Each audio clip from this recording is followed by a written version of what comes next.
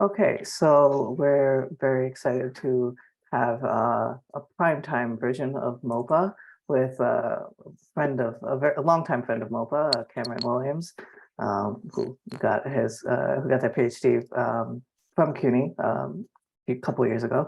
So and is now at Sam Houston State University, and we'll enjoy this talk on tightness in second order arithmetic. So go ahead. Thank you. Yeah, thank you. I guess it's been more than a couple years since I finished out at CUNY, so depressing to think how many it's been. Like, wish it was only a couple. Doesn't feel like that long ago, but okay.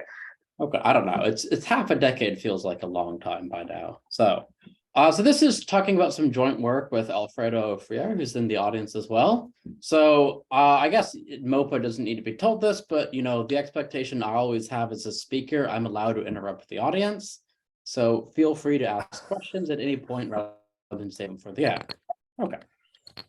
So to kind of get us started, let me kind of say, so Peano arithmetic has a lot of nice properties. I don't think anyone in this crowd would disagree with that. So here's just a couple well-known ones. It's not finitely axiomatizable. It's got definable Skolem functions, and it proves the consistency of all of its finite fragments. A more recently investigated property that PA has, this was investigated by Visser, is that if you take two extensions of PA, then they're going to be bi-interpretable if and only if they have the same deductive closure. So this is the sort of like completeness to like the interpretability strength of PA. Is just if you want to kind of get bi-interpretations, then there's kind of nothing left to do. It's just it has to be exactly the same theory that you have extending. So this last property is in what I want to talk about today. This is known as tightness now. So tightness theory is tight if exactly what I said about what Visser proved. So if you have two deductively complete extensions in the same language, they're bi-interpretable if and only if they're identical. And then there's a strengthening of this that Kameryn, so can I quickly, so since we are allowed, you're interrupting us here. So does it apply to weaker theories?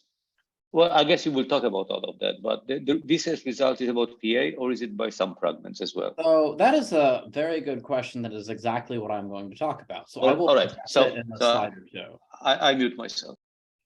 Okay. Oh, okay. Sorry. And then you can strengthen tightness. This is what Joel Hamkins and Alfredo called semantically tightness, which is just kind of dropping, looking at the language. Just need two bi-interpretable models of T are actually isomorphic. So pretty trivially, semantic tightness implies tightness. Failure of tightness implies failure of semantic tightness. Kameryn, could you give a quick two-line summary of the idea of Visser's proof? It may help us later in understanding what you're going to be talking about in fragments. Is there a kernel of an idea? I'm gonna punt that question to Ollie in the audience. He might have a better idea. Okay. I don't have a two-line proof. I may give. Oh, okay. Ali may say that's fine. I will be talking about this next week because I'll be talking about actually the tightness of PA and second order arithmetic. But just a key idea in the proof I can say at this point, just to make it really quick, is that if a model of PA interprets another model of PA, then the model that is being interpreted must be an end extension. That is an end extension of the model that is interpreting the other model. So you quickly get end extensions, and then it's really important in the proof that that you have induction for all formulas. So that also comes handy in the proof. Which in a way also sure, yeah. Okay, that helps. Thanks. Okay, thank you. Yeah, so the same language restriction is just to avoid uninteresting counterexamples. Okay, so Visser proved PA is tight, and kind of following up on that, Ali and Nayat proved that Z2, second order arithmetic with full comprehension, and KM are all tight. And as he just said, the important ingredient in all of this is they seem to use the full strength of the theory. For PA, you're using the full strength of induction. For ZF, you're using the full strength of replacement. For Z2 and KM, you're using the full strength of this second order comprehension axiom. And so, okay, so just as an aside, what does the tightness mean? So I like the ZF example. ZF plus CH, ZF plus not CH, these are mutually interpretable. You can interpret one and the other. You can always interpret the continuum hypothesis restricting down to Gödel's L. You can interpret failures of CH with forcing, the Boolean algebra approach, as you do it as an interpretation, but necessarily these interpretations lose information. That's what this tightness theorem says, is there's no way to produce two interpretations where you won't lose information by doing this. So for example, this Boolean ultrapower approach destroys information about well-foundedness. Okay, but as I said, the proofs seem to use the full strength of these theories, full strength of PA, full strength of Z2. And, we know there's this natural hierarchy of fragments of induction for PA, fragments of comprehension for Z2, and then a similar thing for the set theory side. So a natural question Roman asked, it's so natural, is do we need the full strength of these theories to get tightness? Or can we restrict down to a fragment and also get tightness? And the properties I looked at earlier, or I mentioned earlier, consistency of finite fragments, things like that, all of those, of course, need the full strength of the theory. That's why I picked them as examples. And so Alfredo and I looked at this question, well, originally for KM, and we realized it also worked for fragments of Z2. So what we proved then is that the following theories are not tight. ACA, which is arithmetical comprehension, Pi1K comprehension, and on the set theory side, Gödel-Bernays and Gödel-Bernays plus sigma 1K comprehension, which I don't know why. Could you just put that last slide up? The list of theories went by quickly, right? So you've got, okay, so you've got the first order ones and the second order ones. Right. Right. Yeah, so I'm only going to be talking about the second order theories because that's what Alfredo and I could figure out. The first order stuff we had no clue on, just didn't have any idea how to approach it with our methods. Can you just remind me what Z2 and KM are? Okay, so Z2 is you take second order arithmetic and you have full comprehension. So any set you can define exists, including quantifying over classes and predicative comprehension. KM's the same idea, but you work over ZF as your base theory rather than PA. So you say you have classes, you can define them by comprehension, including by quantifying over other classes. Okay, thank you. So this is in contrast to Kameryn, a quick question. RCA 0 was not on that list. No. Is that why? I guess because we were thinking of this originally from the set theory perspective. So we were looking at GB was the first thing, and then it was this GB plus sigma 1K comprehension. And these translated down basically same construction to the arithmetic context, and ACA was the weakest thing we looked at. I see, because, I haven't worked in this for decades, but I would guess that I delta 0 plus exponentiation might be tight, and RCA 0, again, might be tight. So RCA is not tight. It follows from this. If you have an extension that's not tight, you can't be tight either. Oh, okay. Just because if you have two extensions of ACA that are biointerpretable, they're two extensions of RCA.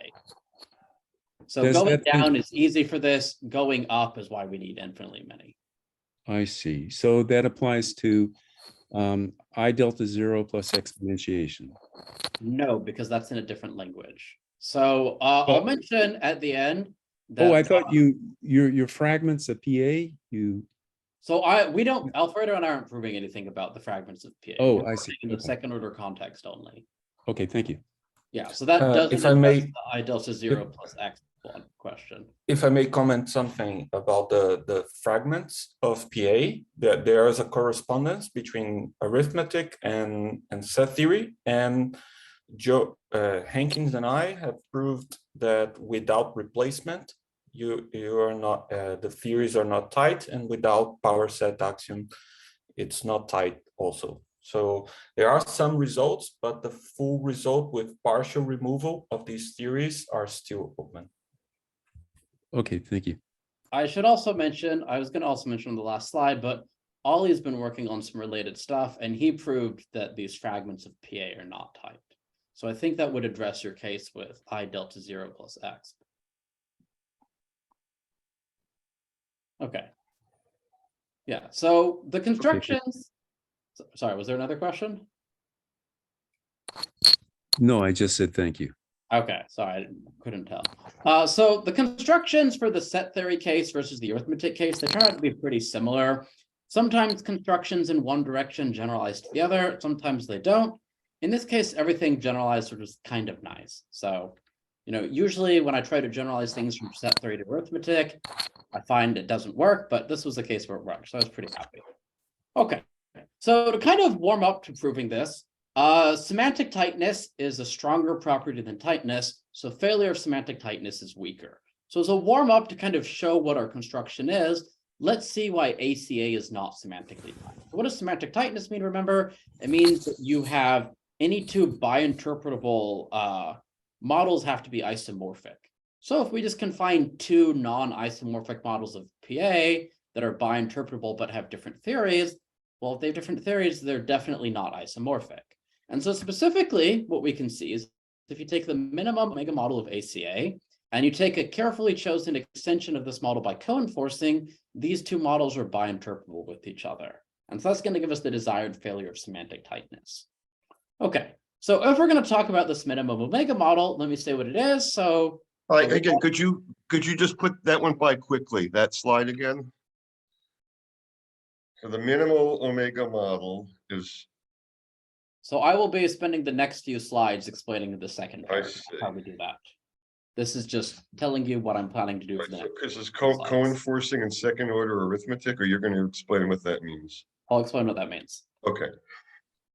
Yes. Okay. So our models look like this numbers M and the sets X. You can always have the X's be actual subsets of the model. And omega models are where the numbers are actually isomorphic to omega. We might as well take them to be omega, take an isomorphic copy. And so we're going to work with ACA, not ACA sub 0.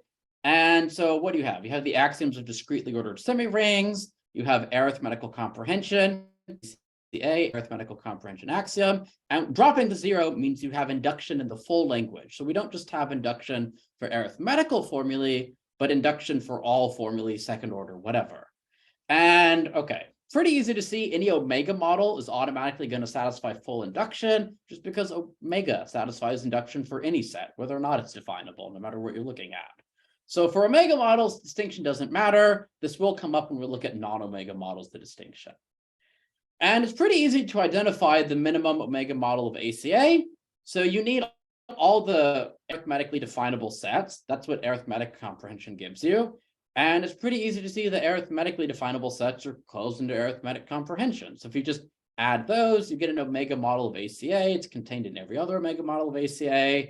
And I'm going to write, instead of def omega, definable subsets of omega, I'm just going to write this script D, just because it's shorter and I'll be writing it a lot. Okay, so we can also, when we identify this minimum omega model, not just in the sense that externally from the universe of sets, we can identify it, but we can write down a second order axiom that identifies it. So let T denote this Tarskian satisfaction class by omega. Tarski famously proved T is not a definable subset of omega. But if we quantify over this minimum omega model, omega comma D, then we can define T over this model by quantifying over the sets. Namely, what do we do? So kind of the key idea is that if we restrict to the sigma K satisfaction class, this is definable. Sigma K satisfaction class is definable. And so when do we say that something is in the Tarskian satisfaction class? Just K, so that phi of A is in the domain of T of K, and T of K judges it to be true. Phi has to be some sigma K formula, some large enough sigma K satisfaction predicate will judge it to be true. Of course, the sigma K satisfaction predicates, these can't be uniformly definable. If they were uniformly definable, you could define T itself. That would cause problems. Nonetheless, if you have a set and you want to check, is this set a sigma K satisfaction class? That's a uniformly recognizable property. What do? Is you say, okay, this set, is it a T sub K? Does it satisfy the Tarskian recursion on its domain? Does it domain include all sigma K formulae and nothing else? There you go. That's the sigma K satisfaction class, uniformly recognized in K. So we basically quantify over the partial satisfaction classes in order to define this full satisfaction class T. And so this is a sigma 1,1 definition. We have a single set quantifier to do it. We're quantifying our sets to identify T sub K. There's a pi 1,1 definition. ACA proves they're equivalent. this is a solution to a recursion. So you check that any sufficiently large solution to the recursion judges it to be true. So sigma 1 definition makes it upward absolute. Once you have the set witness, it stays. Pi 1 makes it downward absolute. If you cut down the number of sets, you're not going to change the truth of a pi 1 formula. So this is absolute between omega models of ACA. They're all going to define this satisfaction class T the same. So if we have an omega model of ACA, whether or not it has has T as an element, T is second order definable over it, and it's a uniform way of doing it. Okay. So now that we know that T is Wait, to clarify there, this is the satisfaction class for the first order part? Yes, first order, yes. Arithmetical formulae. Okay. And the point here, I mean, just in a nutshell, the point here is that in the second order setting, you're allowed to quantify over that K. Is that or no? Or no, that would be in the second order, that would be short circuiting it. So what is the? You're quantifying over the partial satisfaction classes. Oh. And you can quantify over those. Because those are sets. Yes. And so where does the K appear? Oh, the K sort of appears schematically in the definition of partial satisfaction. Exactly. Yeah, you can say there exists a set, it satisfies the Tarskian recursion up to the sigma K formulae, and it judges phi to be true. Oh, and you say that up to each K, but that's each external K, is what you're saying. Well, we're in an omega model, so there's only the. Well, okay, for omega, yeah, okay, got it. Yeah, so there is an issue here if you're looking at non-omega models, because these are only guaranteed to exist for standard K. I see. I will come back to that point when I talk about non-omega models. Okay. So we can define T by quantifying over sets. Sorry, Kameryn.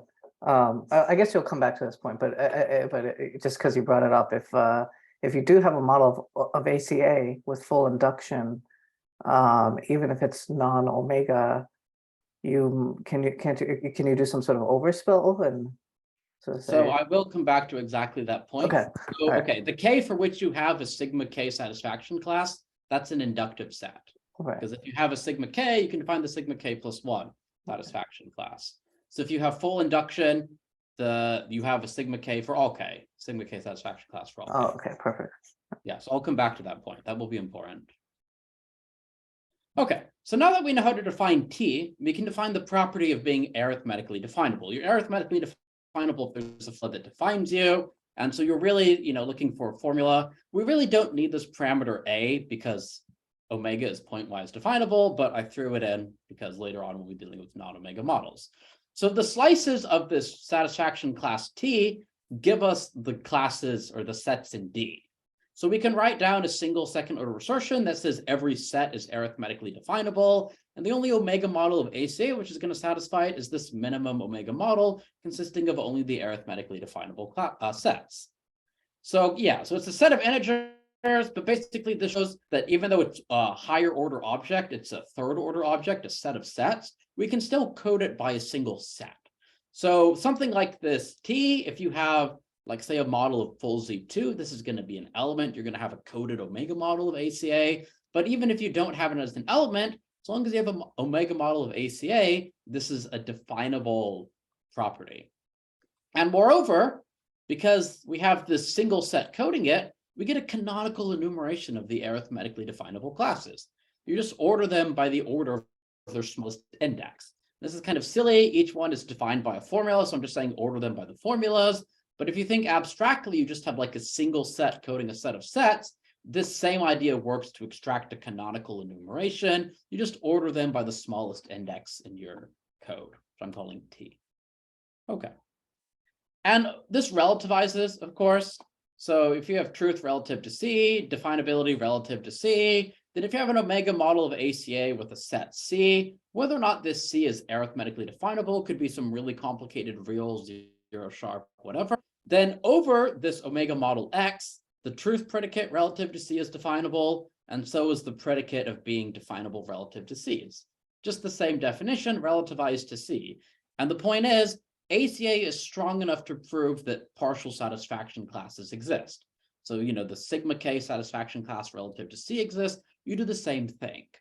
Now, the problem is if C is not a set in your model, why should partial satisfaction classes relative to the set exist in your model? There's no reason for that. So looking at it over D, for example, in general, truth relative to C isn't going to be definable over over this D if C is in itself in D. Why? There's continuum many different choices of C. T of C tells which one it is, because things like N is in C, N is not in C. This is part of the satisfaction predicate, but those are only countably many definitions. So we have to miss most of them. That said, if C is special, then, if we have something if C is definable over D, maybe not necessarily in D, but second order definable over D, and if C is generic for co-enforcing, I'll say more in a minute what co-enforcing is, then the truth lemma of forcing tells us we can define this truth predicate. Why? Because the truth lemma says that something is true in the extension if and only if it's forced, whatever forcing means. So we can define the truth predicate as we're just looking for the formula phi so that some condition in the generic forces it. Well, this forcing relation, this is a relation in the ground model. This is an arithmetically definable relation. We're once again quantifying over arithmetically definable relations. It's uniformly recognizable in phi what this relation looks like, not uniformly definable in phi, but uniformly recognizable given a set, whether it's a forcing relation up to phi. So a similar sort of way we can define truth, really forcing relations are a notion of generalized truth. We can get truth of this Cohen generic. So at least for some C, even if C is not arithmetically definable, the satisfaction class relative to C is still second order definable over the arithmetical sets. Okay, so what is co-enforcing? So I put recall, which of course means you may or may not already know this. Sorry, can you go back a slide? So if C is simply, if you just have genericity, right? So if C is generic for this co-enforcing, but not necessarily definable over D, okay, is there nothing you can do? That there's no like forcing that you, there's no like sort of subtlety with the forcing. It's the same problem as in general. There's continuum many different Cohen generics, but only countably many different definitions. So we have to miss most of them. So yeah, good point. It is essential here that this C actually is definable over the arithmetical sets. If it's not, then this won't work. And why do we need this? Where do we use it? As the definition is we need to quantify over conditions in C. This quantification that's using the definition of C to do. I'm sure you've already said it in the definitions, but could you clarify here? So curly D, right? I mean, you've specified there are various closure conditions on it, but among them, I suppose, is not closure under definability, right? Or otherwise you wouldn't be saying this. Is closure under arithmetical definability? I see. Oh, it's closure under arithmetic definability, but this here refers to second order definability. Exactly. Yes. So that's an important point is, earlier version of my slides, I had second order shoved in more places, but I took it out in some spots. Maybe I should have kept it in more spots. Yeah. So I think I was. It makes I said arithmetically definable to mean only quantifying over numbers, and definable to mean second order. Because we're in whatever ACA is it right? I mean arithmetic. Exactly. That's built in. That's baked into the theory, right? That the first order. Yeah. Okay. So that's the key point here is these definitions, all of them are not only quantifying over numbers. We need to quantify over sets. Just for example, the satisfaction predicate T cannot be quantified just over or defined by only quantifying over numbers. That's Tarski's theorem. Okay. So co-enforcing. So very briefly, Cohen won a Fields Medal for showing that you can add new sets to a model of set theory by finding taking a partially ordered set and finding a suitable dense suitable filter over it.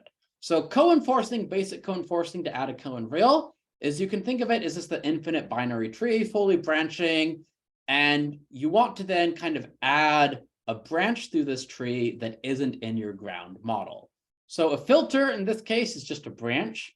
So a branch through this infinite full branching binary tree, it's called generic over a model, say D, if it meets every dense subset which is in D.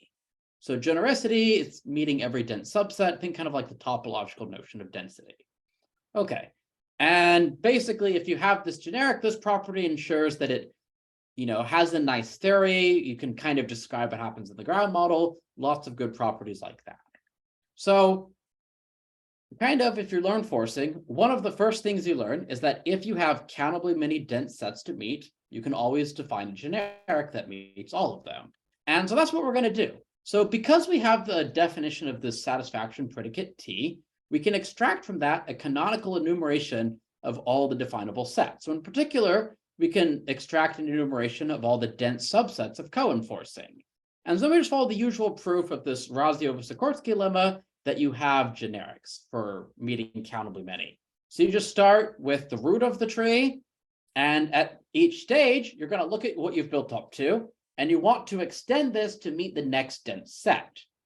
Once you meet that dense set, you're always going to get below the dense set. So we just pick the least condition, which gets the next dense set, extend to that. I'm sorry, I messed up the subscript. It should be P subscript n plus 1. And then your branch C is just everything along the way you get with these PNs you picked. And I realized just now that there is a typo here, so let me address that. This meets should say gets below, because I didn't require these dense sets to be open, so I just want you to be below something in the dense subset. If it was dense open, meet would be correct. To get below every dense subset, once you get below a dense subset, you stay below it. So this property gives you a full generic.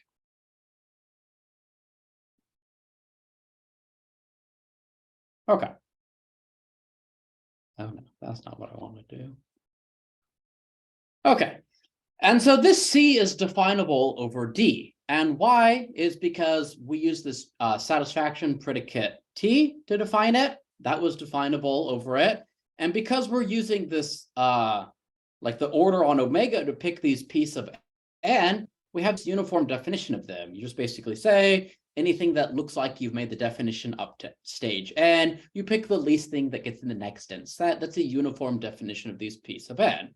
The p's of n are uniformly definable. So this C is definable by quantifying over the sets in D in order to identify these dense subsets.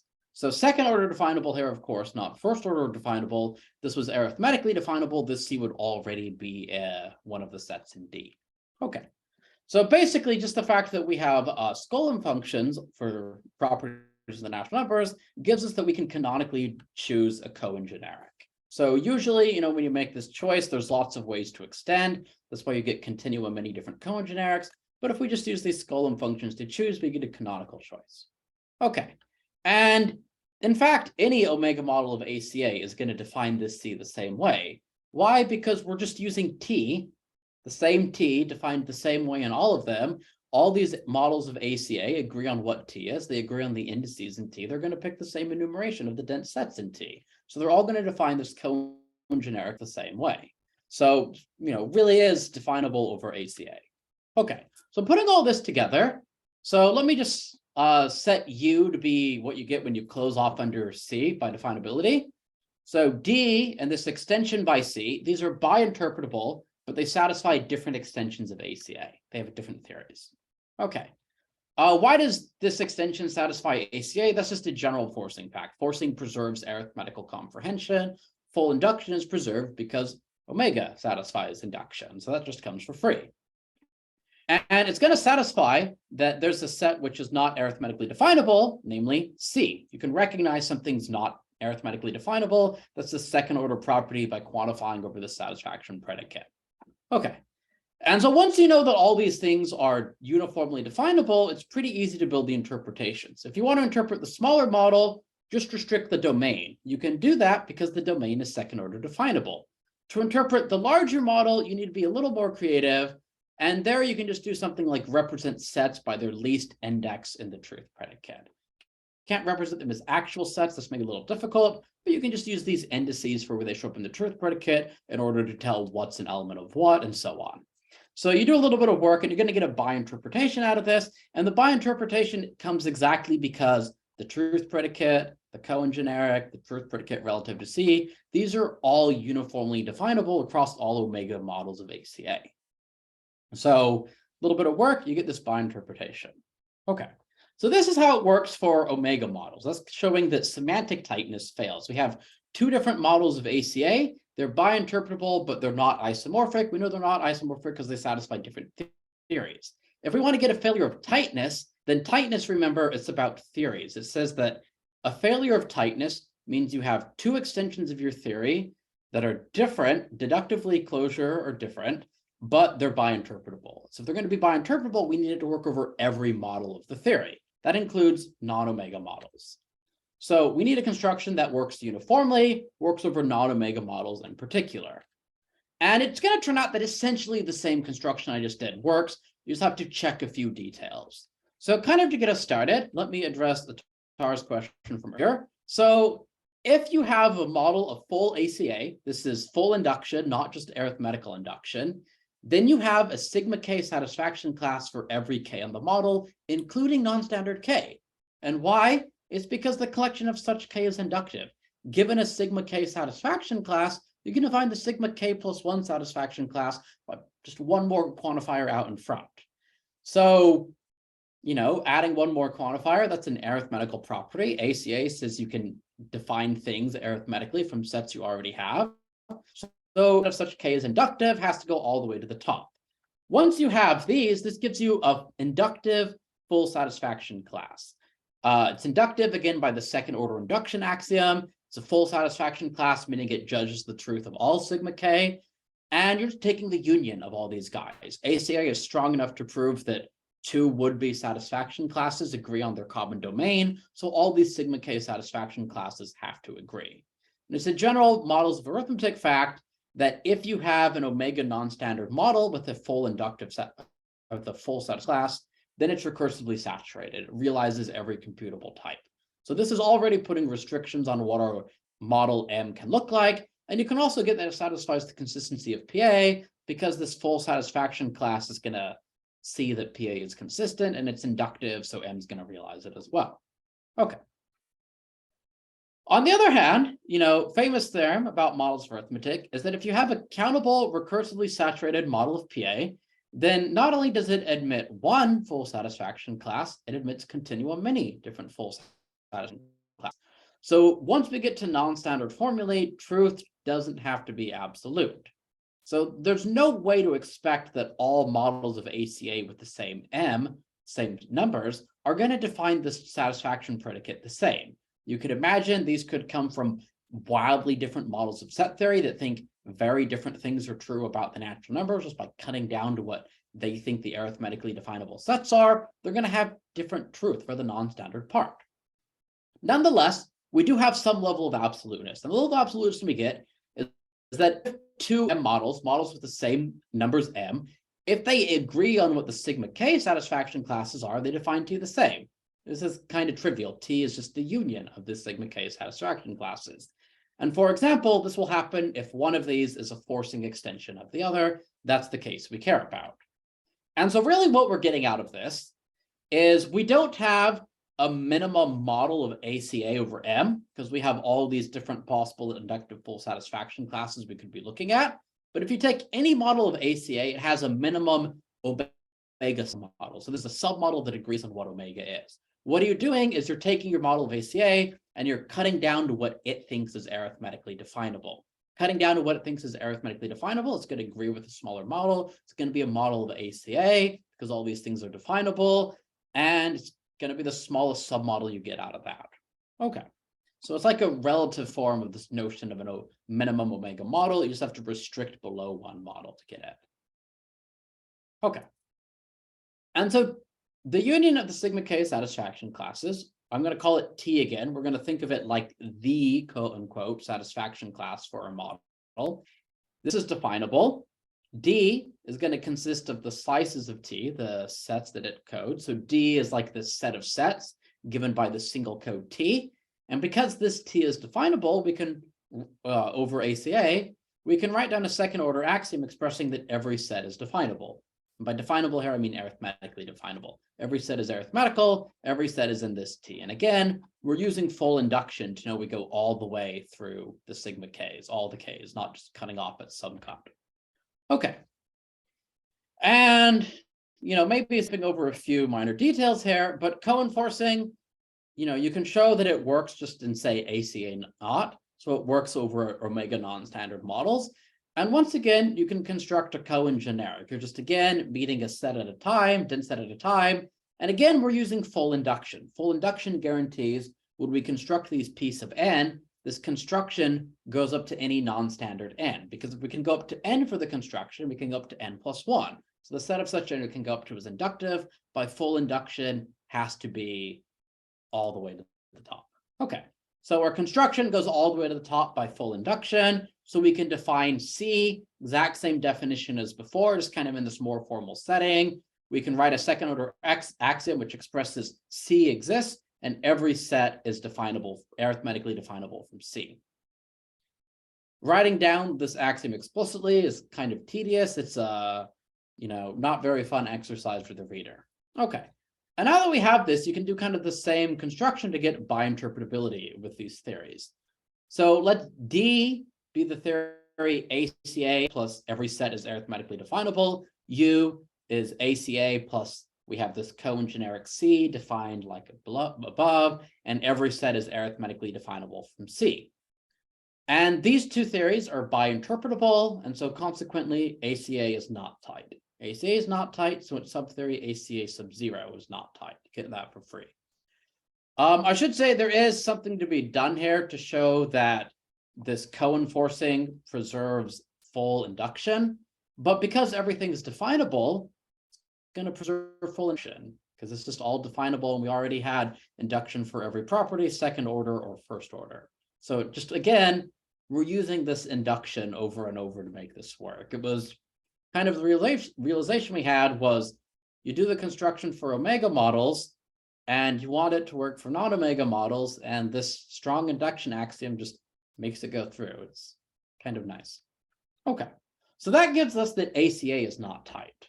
So how do we get that stronger axioms of second order arithmetic, pi1k comprehension, are not tight? So before I talk about that, let me just abstractly say what the strategy was. So we identified a minimum model of ACA.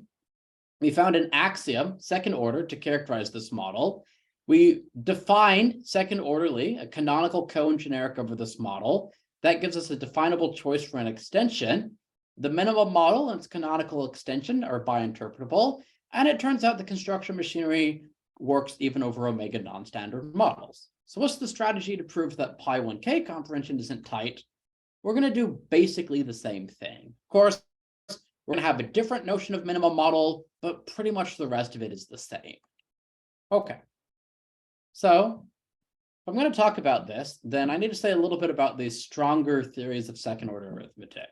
So very useful fact is that if you take strong enough systems of second order arithmetic, they're bi-interpretable with fragments of set theory. So, you're going to have every set be countable because, everything's a subset of omega, everything's countable.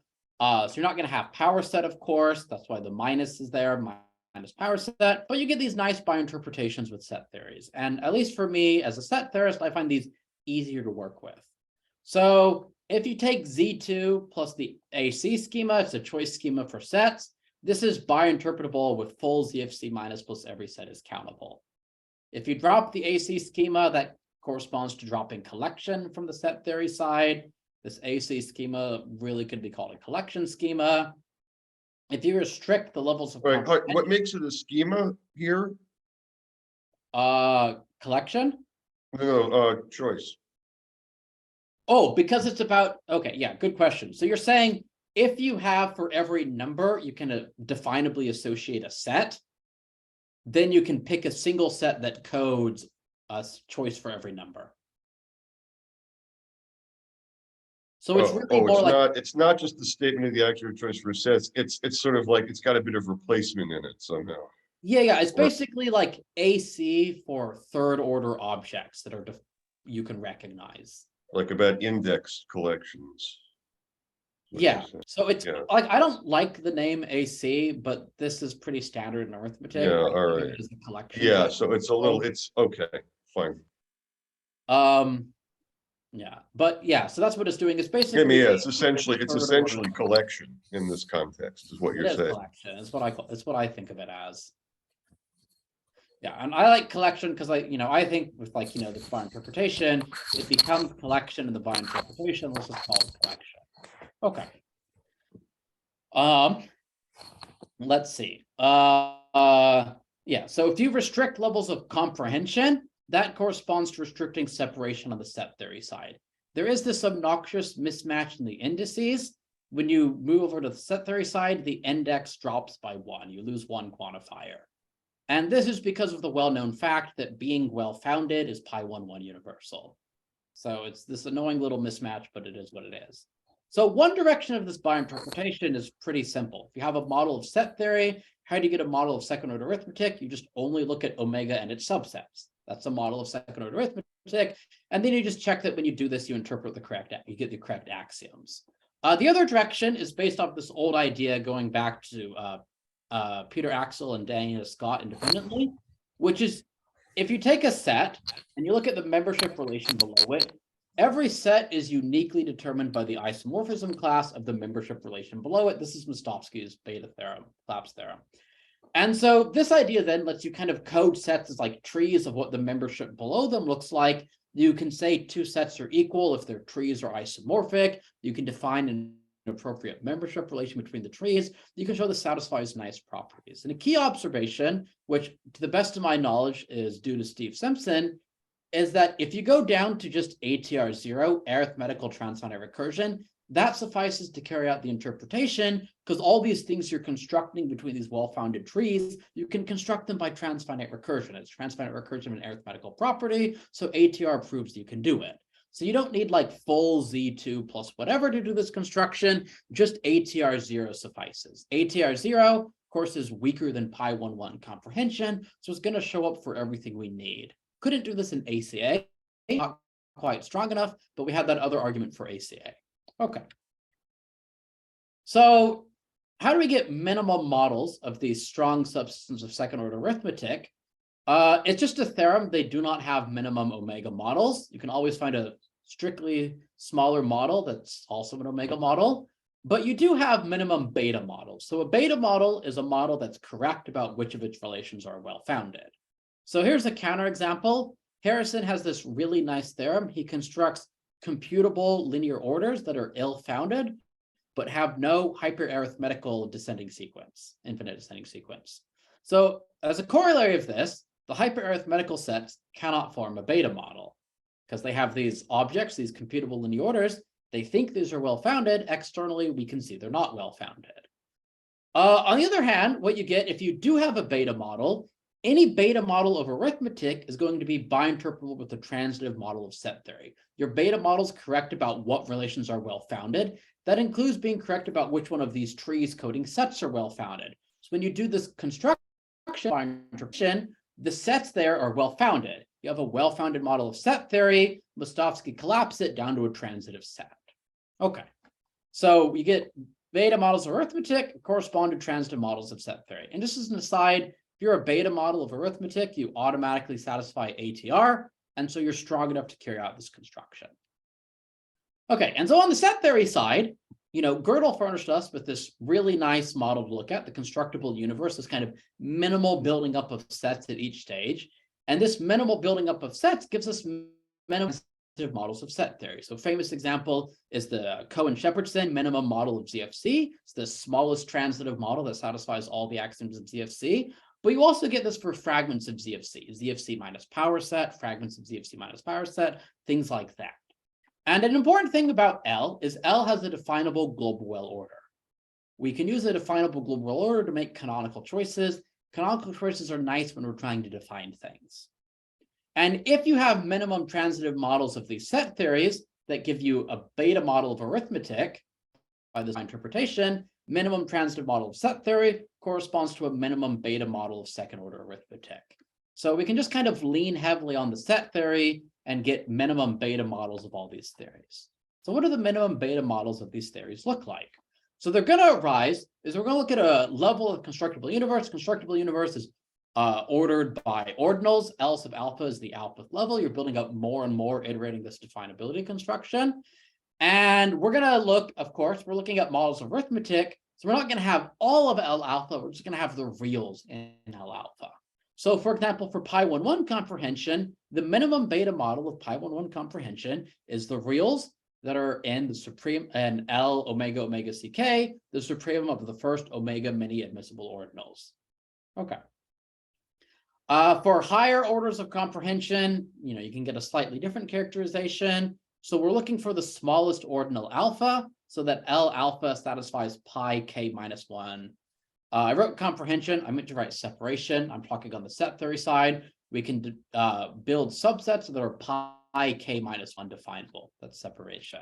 And why does the index drop by 1? Because when you move from arithmetic to set theory, the index drops by 1. For full Z2, full second order arithmetic, full imperative comprehension, then the ordinal you get, it's also called the ordinal of ramified analysis. It comes from Kleini's ramified analysis hierarchy. This is the smallest ordinal, so that L at that level satisfies all of Z of C minus power set. Also going to think everything is countable.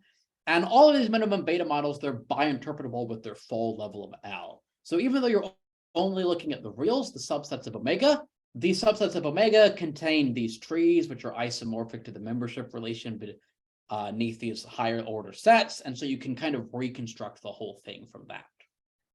Okay. And pretty straightforward to see once you kind of have all this kind of scaffolding in place, that as you increase the strength of these theories, these ordinals get larger and larger. So you go from pi11 comprehension, pi12, you get a larger ordinal, pi13, and you keep going up higher and higher and higher. And so in particular, just kind of a really soft argument, if L alpha is giving you the minimum beta model of pi1k comprehension, L alpha cannot satisfy all of replacement. Why? Because L beta 0 is the first guy that satisfies all of replacement. I'm smaller than beta 0. I can't satisfy all of replacement. And so once you know replacement fails, you can just kind of really easily see that L alpha sees an increasing cofinal map in itself. It's got a failure of replacement. That's going to be you have a definable function, class function. Its index is a set, and its range is not a set. Well, might as well take the domain to be omega, because L alpha thinks everything's countable, so we can port it out of domain omega, and we can move the range to be an alpha by considering these things like index in the L construction. What level of L do they first appear? So once you know replacement fails in this L alpha, you know there's a definable increasing cofinal map. Increasing cofinal, once you have a definable map that's cofinal, increasing is easy to get. Okay. So let's take this increasing cofinal map F and let's do something with it. And so when we did this argument for ACA, we didn't just want to have this minimum model of ACA. We wanted to have a canonical code for the minimum model. So we need a canonical code for the minimum beta model of pi1k comprehension. So let me call script B this minimum beta model, fix k for the next few slides. And we have this increasing cofinal map I mentioned on the last slide. So L alpha thinks everything is countable. I think I forgot to put that on the last slide. That's just a fact. It thinks everything is countable. And so in particular, it thinks that the f of nth level of L is countable. F is this function that's cofinal in alpha. So if there's a bijection, there's lots of them, we can use the L order to pick the least one, call it B sub n. Well, now that we have a canonical enumeration of each of these levels, here's how we can define the code T sub B. We're going to have triples n, I, and x. N tells us we're looking at L sub f sub n. I tells us we're looking at the ith set in this. Ith set L sub f sub n. And then x is just giving everything in that set. So basically, the slices of T sub B are all of the elements of B, because the n piece gives you all of the elements of L sub f sub n, And so across all the n's, this gives you all the elements of B. So every element of B, every real in B is a slice of this. It's kind of, I think of this as like doing the same thing the truth predicate did for us.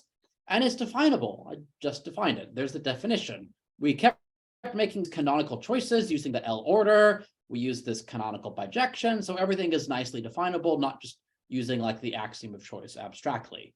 Again, using the global well order of L to make some of these choices. Okay. Because it's definable over L alpha, it's actually definable over this beta model script B. Sorry, can you just take a second on this? So this is the analogy here is, I guess, that the n's would be like the k's of the sigma k definition, or like yes. sort of like it's like this increasing union of, it's not exactly definitions, but increasing some sort of increasing union like that. And then, yeah, so here's the analogy. Maybe I should have called this k instead of n. N corresponds to like sigma k, level of truth. I corresponds to ranging over all the sigma k formulae. So we have the level of truth, all the formulae over that. And the last thing is, because we're looking at these slices, we want to have, you basically fix an n sub I, you look at all the x with the same n sub I. So it's like saying, given a formula phi and a parameter a, is phi of a true at sigma k, is like saying, you know, this n is your k, this I is your phi, and then the x is the a would be your x or something. Yeah, the place I would say the analogy fails is there's nothing about truth here. Like the truth predicate was just a convenient way to get a canonical code for the arithmetically definable sets. Right. Here, trying to think in terms of truth predicates doesn't work out, but this idea does work out. Okay, thanks. Okay, yeah, well, good point. I really should have said earlier. Yeah, so this is, why do we call this T sub B? Well, because it's like the original T. It's just for B instead of for the arithmetically definable sets. Not because it's truth, it's nothing like truth, but because it gives us a code, a canonical way of listing all the elements of this minimum model. Okay, so it's definable over L alpha. Here's the definition. But L alpha and this beta model B, these are bi-interpretable. Something's definable over one, it's definable over the other. Or in a little more detail, B doesn't have direct access to every set in L alpha, but it has these trees coding every set in L alpha. So inside B, working in this little omega model, this only having sets of natural numbers, you can mimic definitions quantifying over all of these higher order sets by just quantifying over the trees that code them. So you can take this definition, instead of quantifying over sets, you quantify over trees, and you get a definition that works just by quantifying over reals. Okay. The other thing we needed about T, when we did it for ACA, is we needed that T was absolutely definable between the models we were looking at. So we needed an appropriate notion of this T sub B being absolutely definable.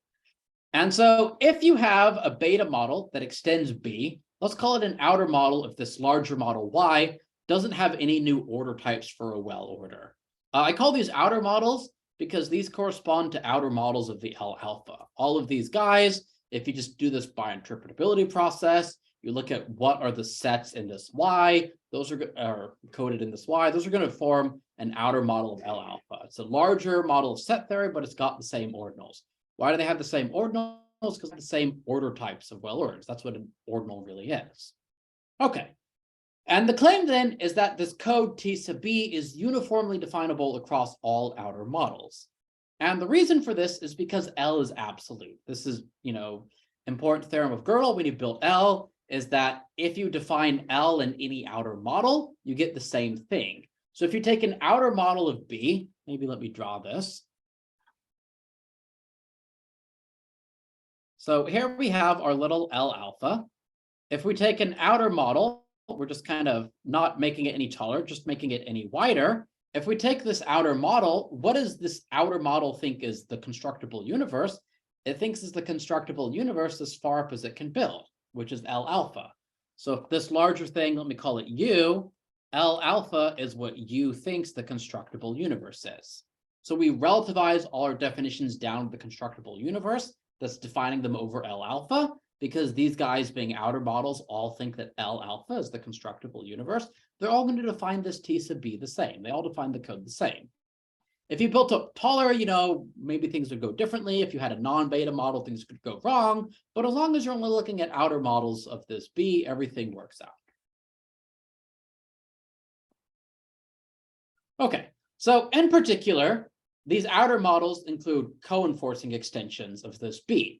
Why? Because forcing extensions of a strong enough theory can't add new ordinals. They're going to be outer models. By outer model, are you saying something about the first order part as well, or are you saying it's a Same omega. These all are omega models because they're beta models. Any beta model is correct about omega because it has to be correct about its numbers being well-founded. Yeah. Okay. Yeah, so maybe, good point. It does matter. These all have the same first order part, the same numbers. All of these things, we're all working over omega, no ill-founded models yet. We will get to non-standard models soon. Okay, but once you have a canonically definable code for B, this gives you a definition of a generic over it. It's exactly the direction as before. Because we have this code, we can line up all the dense sets which show up in B. You just order them according to their indices. Your indices are really natural numbers. Those have a canonical order. And so once you have this canonical enumeration of the dense sets, you just define a sequence of stronger and stronger conditions at each stage, choosing the least condition to get into the next dense set. Always picking the least condition. This is definable. This gives you a branch to the infinite fully branching binary tree. This branch is definable in a second order way over this model. So basically, because you can define this code T sub B, you can quantify over its slices, that's quantifying over B, and we can extract this canonical enumeration from which we can define the cone generic, exactly analogous to what happened with ACA. And why is this definition absolute between outer models of B? Well, because the definition of T sub B is absolute between these outer models. If we have the same code T sub B, we build the same cone generic. So as long as we're only looking at outer models of B, we have a canonical definition for C. And if we can define C, then with a little bit of work, we can define a code. This is a typo, I should say T sub B of C, a code for the extension by C. So we extend our minimum beta model by adding this cone generic, and it's going to work similarly to the definition of our code for T sub B. But instead of looking directly at a level of L, we want to look for conditions that force behavior about it. So it's exactly like before, where instead of looking at truth, we look at what's forced, and it's going to work out to give exactly the same sort of phenomenon. It's going to give us a code for the forcing extension because these forcing relations are all definable over the ground model. Okay. And so once you have this, then you get exactly the same sort of by interpretation. So if we take our model B, this minimum beta model, we look at the minimum beta model's extension by this canonically chosen cone generic. These are going to be models of pi1k comprehension. They're going to be bi-interpretable, but they're going to satisfy different theories and hence not be isomorphic. Okay. This is not so hard to see. So why do they satisfy different theories? Well, because B has this canonical code T sub B, we can express every set is in the minimum model. So one of these guys thinks every set is in the minimum model, one doesn't. The extension, I'm sorry, that shouldn't be L, that should be B. The extension satisfies pi1k comprehension because that's preserved by forcing.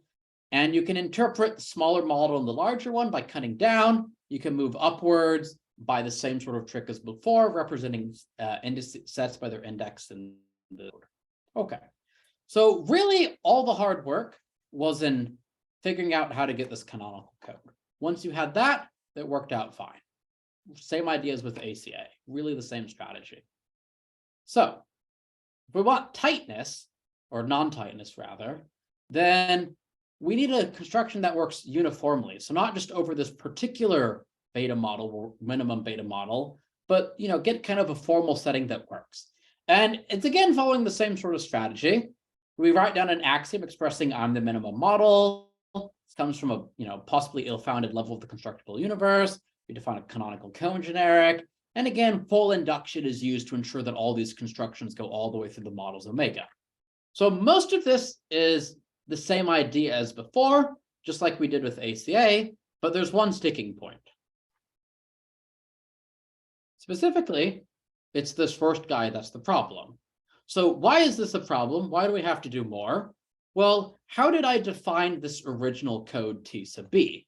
I used a really soft argument. I just said, hey, this alpha, this level of the constructible universe giving me the minimum beta model, is not large enough to satisfy the full axiom of replacement. If it doesn't satisfy the full axiom of replacement, I can find some definable cofinal map. The problem, though, is just saying there's some definable cofinal map. That's really not good enough. I need an explicit definable cofinal map, so I can kind of build it all into the theory, say how everything behaves, and prove that everything works how I want it to, show that everything goes through uniformly. So the soft argument from before, just completely insufficient in the general context. We need a canonical way to pick this increasing cofinal map that's going to give us the levels corresponding to our generalized truth predicate. Okay, but if we have a right definition of this increasing cofinal map, then the rest is going to go through very similarly. So this is the difficult bit. So let's warm up with Pi 1-1 comprehension. Let me actually pause. How long does this seminar usually run? I realized I'm now a little over an hour. Yeah, so we've gone up to like an hour and a half at times. So, but you know, there you want to leave a little bit of time for questions. So sure. So I will let it shoot to be done with another 10 to 15 minutes. And maybe if I don't get through everything, I might skip on some of the details. Okay. Sounds good. So to warm up Pi 1-1 comprehension, we know what the minimum beta model looks like. You just look at what happens the first omega many admissible ordinals. Omega sub omega ck is Simpson's notation for the supremum. So let's axiomatize what it means to be this minimum beta model. You need to satisfy Pi 1-1 comprehension, including full induction. You need to say every set is constructible. You can express by quantifying over these trees coding sets. And you just say that there's the omega many, exactly omega many admissible ordinals. So you're really saying there's a well order. If you build the L construction along the well order, this L whatever, that's going to be an admissible set. It's going to satisfy the axioms of KP. And the only beta model which satisfies this is the actual minimum beta model, because it's exactly expressing that you're the reals which appear in L omega sub omega ck. But of course, there's non-beta models of this theory. You can construct them pretty easily using, for example, ultra power. If you want to get a non-omega model, if you want an omega non-beta model, you can use barwise theory. So among non-beta models, you're not going to have a minimum model, but you will have every model has a minimum beta submodel. If you look below a model, it's got a smallest submodel. It agrees which relations are well-founded, which is a model of this theory B sub 1. So in particular, if you have a model of B1, you look at an extension of this model by co-enforcing. The smaller model is thought by the larger model to be this minimum beta submodel. Okay. And so you define this code. How do you define the code? Well, we have omega many admissible ordinals. There we go. That's our cofinal omega sequence. It's given to us. We don't have to do any work. So how do you define the code? Well, it's the same idea. Triples NIX. N is the level of truth. I is the formula. And the X is to give you the full set. So X should be in the ith set according to this L least enumeration of the nth admissible ordinals level of L. Okay, that's once again going to give you a code of all of this minimum beta model. And if you have two guys that agree on what's well-founded, they're going to define this the same. They agree on what's well-founded. I guess I should say both of these should be models of Pi 1-1 comprehension, of course. Otherwise, you know, they might not have enough admissible ordinals. So if you have these beta models of these, they're going to define it the same. Everything works out fine. Okay. And then once you have the code, same as before, you define cone generic because you just pick one at a time, going least each time. Again, you can define a code for the extension. You do the same sort of idea. You look at what's forced. And again, full induction is used to ensure that these constructions go all the way through the models omega. So you do all that, and you're going to get a fixed type. So we have B1 basically says, I am the minimum model of Pi 1-1 comprehension. U1 says, I am the extension of this model by this canonical cone generic C. These two theories are bi-interpretable, same sort of argument as before, so pi 1-1 comprehension is not tight. So for pi 1-1 comprehension, the hard part, the sticking point, getting this increasing cofinal sequence of ordinals, that was given to us. We just have omega many indivisible ordinals. That's a recognizable property uniformly in N. We can figure this out. Okay. We go from pi 1-1 comprehension to pi 1k comprehension. Well, to do that, I have to tell you about fine structure theory. So it is, 8:10 p.m. in New York City. That is a perfect time to learn about fine structure theory.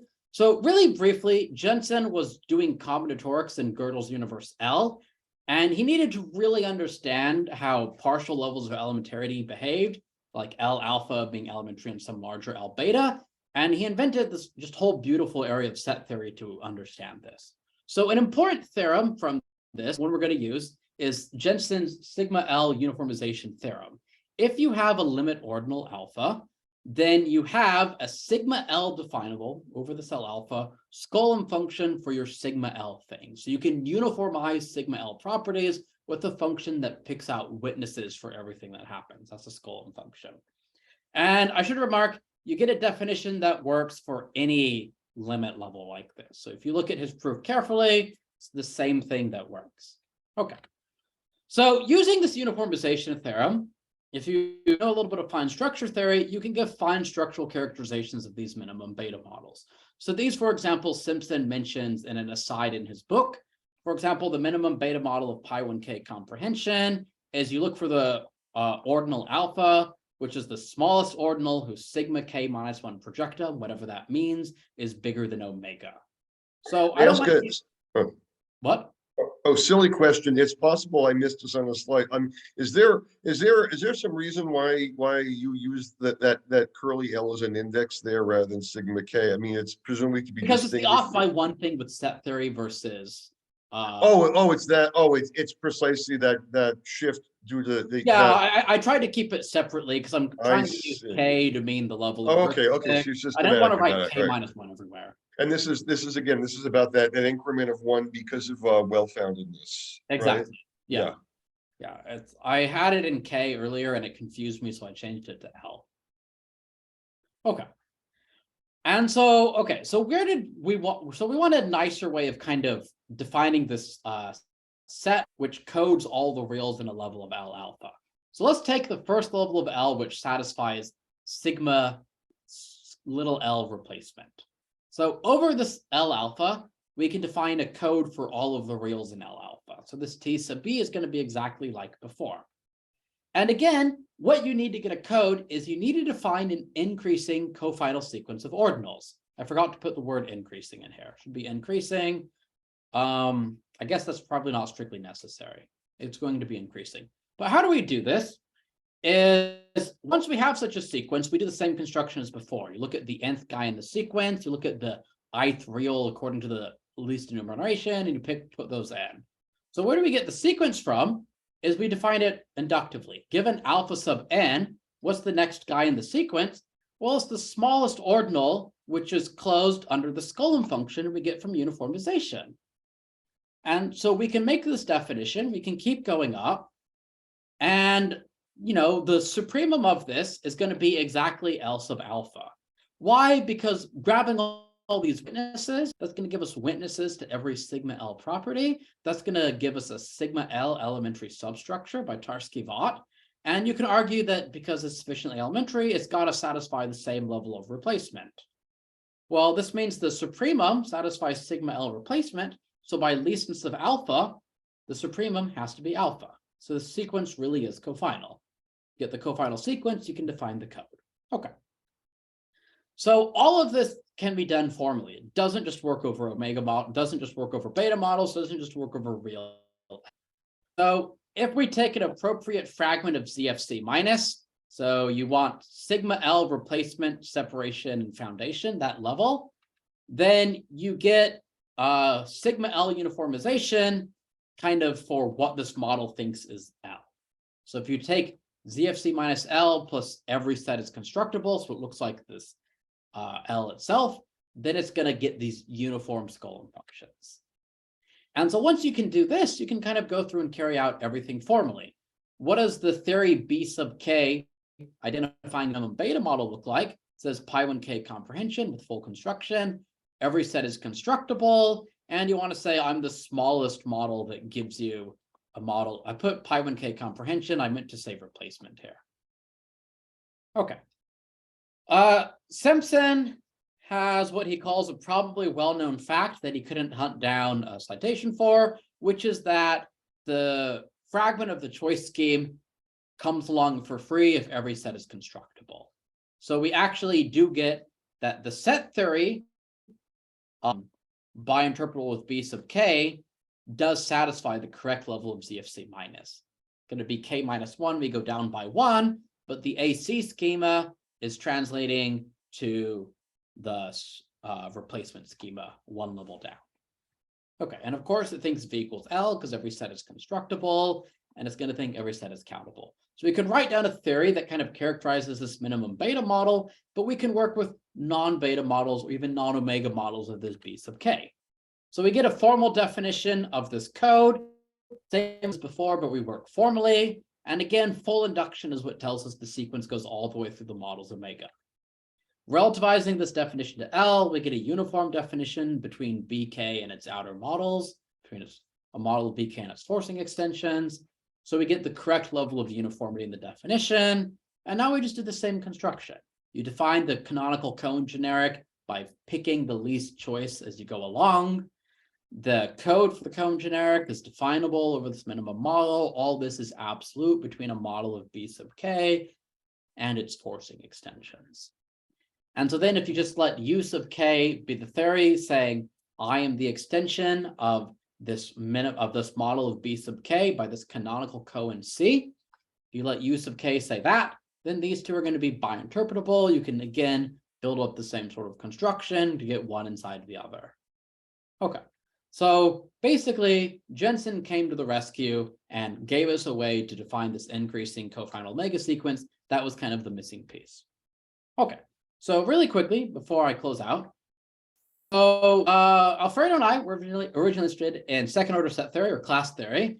And so what we also showed by a very similar construction is Gödel-Bernays and Gödel-Bernays plus level of comprehension for classes. These are also not tight theories. So KM needs the full strength of KM to get tightness. And then independently, recently we learned that Arlene Yatt's been working on some closely related stuff.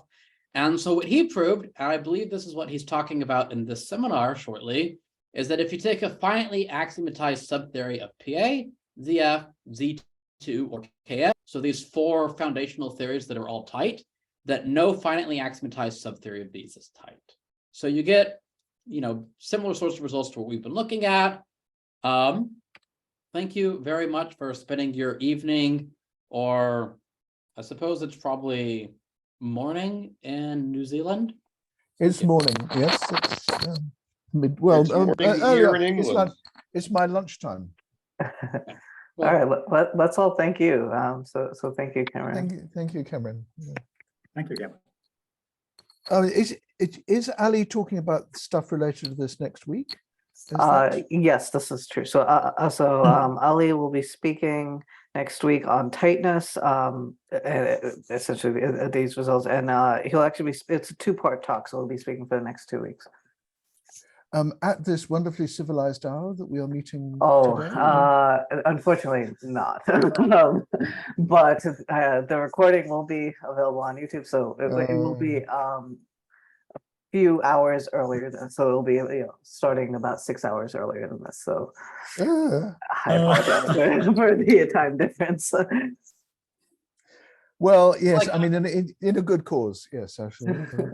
I mean, I remember when I was at University of Hawaii, there were a couple times during the pandemic, I gave talks at like 5 a.m. because that's what worked for people on the mainland. Like there was one, it was at Constance in Germany, they were hosting something and, they were doing it in their evening and it was morning for me. And that's fine. Well, for one day, like I wouldn't do it every week. Yes. I mean, I gave a couple of undergraduate lectures and tutorials that way when I snuck away to visit family, right? So like 4 or 5 in the morning. Yeah, 6 in the morning is pretty borderline, but I really want you to I'm really interested in this tightness stuff, and I really want to hear what Ali has to say. So I'll try. So it's what? Yeah. Yeah, it'll be at 1 o'clock. 1 o'clock New York time. But 1 o'clock also, New York time. if you can't make it, all of these talks are recorded and they're posted on the New York Logic YouTube. It's not the same. It's not the It's same. not. It's not the same. have- I know, I have a have- I agree. backlog.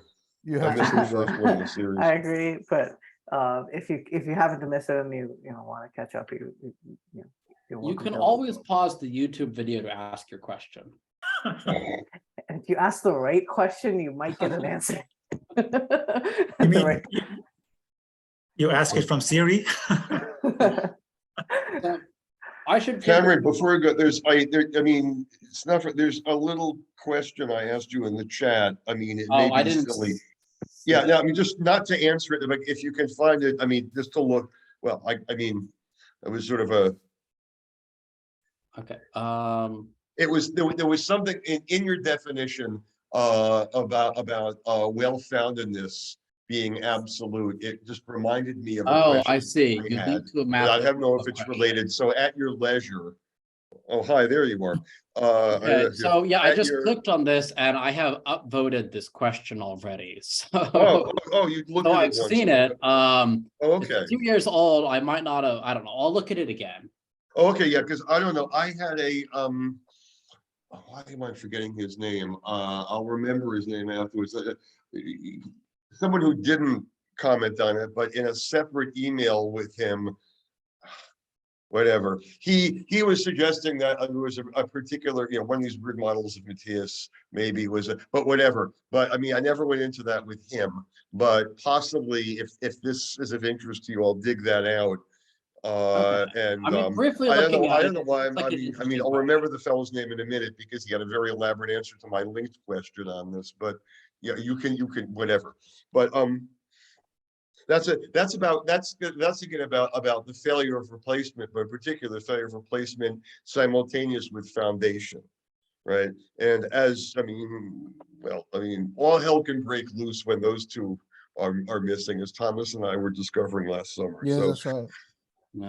The tightness of ZF relies on foundation, doesn't it? Yeah, Absolutely, yes. Yeah, because It well, must. I've got counterexamples if the foundation fails. So. Oh, that's interesting. Quine atoms is yeah, right, exactly. I Oh, mean, okay. Yeah, summary. I guess this should be pretty easy to get quine out of. with or without coin atoms, I guess, right? Yeah, it's easy to get quine atoms. You have to do a little bit of work to get rid of them. But you can put them in and get rid of them and get back and know Yeah, that what you get that's right. back. And you get back. Right, Yes, sure. I mean, yeah, it's not difficult, but still got. Actually, I included that in the end of my paper on that the only paper written on Exactly, this subject. exactly. I knew I saw that very recently. I was thinking about this. Again, things And Thomas and I were thinking about put me towards these papers. Also, the fact, so we're in this, it wasn't mentioned, but we're in this context now, this sequential context where by interpretability, you get this free upgrade to synonymy. Is that true here? Or is that only true in a one sorted setting? I just haven't thought it through. Oh God. The interpretations have to be also identity preserving. Meaning you not only need sequentiality, but also you need identity to be interpreted by identity. I mean, you're referring to the Meaning what? Friedman Meaning like research. normal, what would be called normal models that identity is interpreted by identity. Yeah, yeah. So going back to actually Standard one. the interpretation that Kameryn was referring to when you code up. It's really all the codes. Yeah. No, you can't just take the least code. Why can't you just take the least code? But still, it won't be identity. I mean, you can define it, but Oh, Yeah. it's not just enough of like, it's got to be identity on the nose, of course, right? yeah. Right. It's not simply a matter of cardinality, but it's right. So that'll be the same issue with Boolean ultra powers, whether or not there are other reasons, right? Because it's a quotient. Yeah. There may well be more pressing reasons, but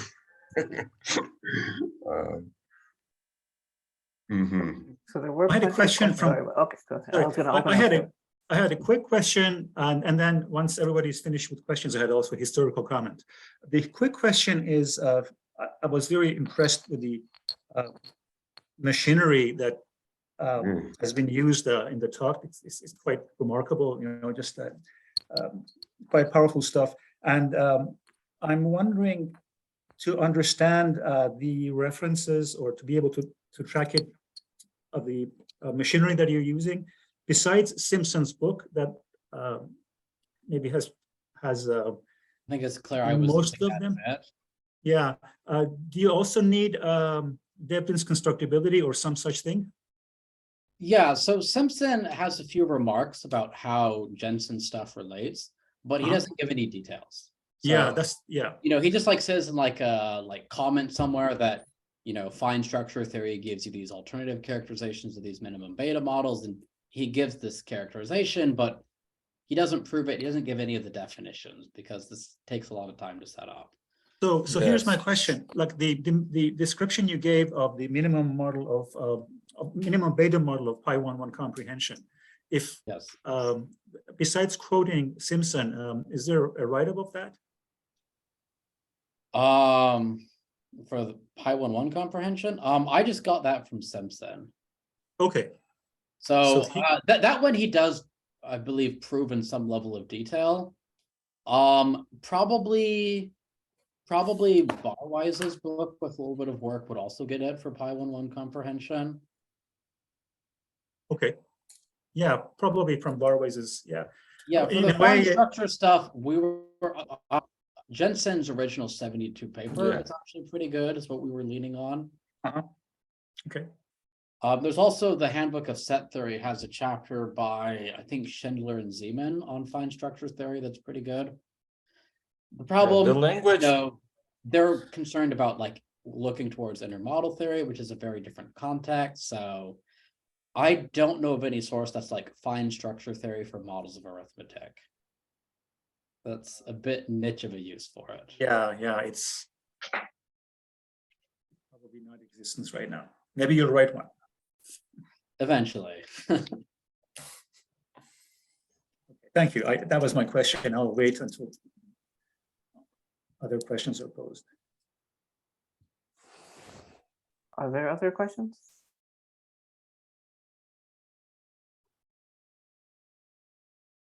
Okay, let's thank Kameryn one more time. Thank you, Kameryn. I just had a quick historical comment to make. So actually, the names of Mostovsky and Pfefferman and one other person who will come in a second would be relevant in terms of the results that were mentioned. The idea of being able to define the truth predicate for the first order objects in a model of second order arithmetic or set theory goes back to Mostovsky, actually. And that really surprised a lot of people because that was his way of showing basically that an instance of an induction axiom on natural numbers fails in can consistently fail in Gödel-Bernays set theory. So Gödel-Bernays set theory cannot prove the scheme of induction on natural numbers. And then in the context of forcing, it was Pfefferman who first studied forcing in arithmetic.